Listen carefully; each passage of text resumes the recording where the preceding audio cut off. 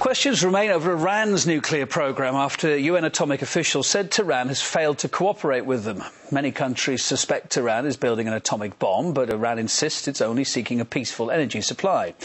The US and its allies have been imposing tough economic sanctions, while Israel's even threatened military action against Iran's nuclear sites.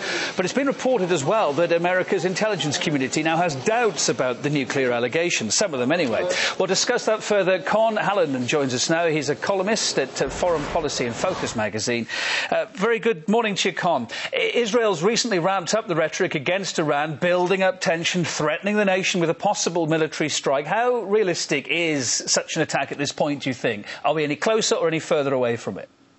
I think we're closer, unfortunately. There has really been a kind of a drumbeat over the past month or so, not simply on Iran creating a nuclear weapon, but the Senate now has a bill before it which would urge the Obama administration to consider military action against Iran if Iran created the capacity to build a nuclear weapon. Now, a lot of countries have the capacity to build a nuclear weapon. Argentina, Brazil, South Africa, Taiwan, Japan. There are a lot of countries that have that capacity. That would move the goalposts a lot closer to military intervention. You also have the U.S. election coming up, and it's unclear exactly what the Israelis will do to try and pressure the Obama administration and whether they're keeping that election in mind. Are we likely to see a harder line because of the elections then?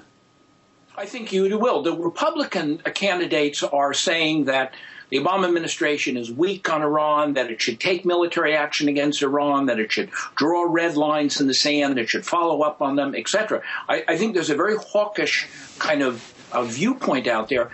And most Americans are very, very deeply uninformed. The polls show people don't want another war, but that 7 out of 10 Americans think that Iran already has a nuclear weapon. No one claims that. And yet that's the sentiment out there. That's a dangerous brew, and one that could lead to a possibility of a war. Con, interesting article I read from you recently. In it, one of the lines anyway is saying Israel does have an interest in keeping the Middle East a fragmented place. Why so?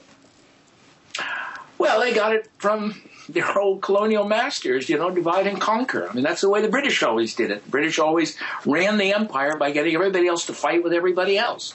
And in India it was Sikhs against Muslims against Hindus. And in Africa it was one tribe against another. That's the way the British Empire ran. And the Israelis lifted a page from that. And they're doing the same thing in the Middle East. As long as you keep the Middle East essentially divided up and split, then the Israelis are in a dominant position. I think what's also important to remember is that the 1979 revolution in Iran essentially removed the second largest oil resources and the third largest natural gas resources from direct control by Western oil and gas companies and essentially made it independent. Now, the West would love to get those resources back, and they would love to also not have that kind of independent force in the Middle East. That's also in the Israelis' interest as well. Con, just briefly, we talked just now about how the forthcoming presidential election in the US is going to affect the way it deals with Iran. Also, recently, Israel's been taking a harder line as well. Could that be because of the Arab Spring, and it's made Tel Aviv more on its uppers, more defensive?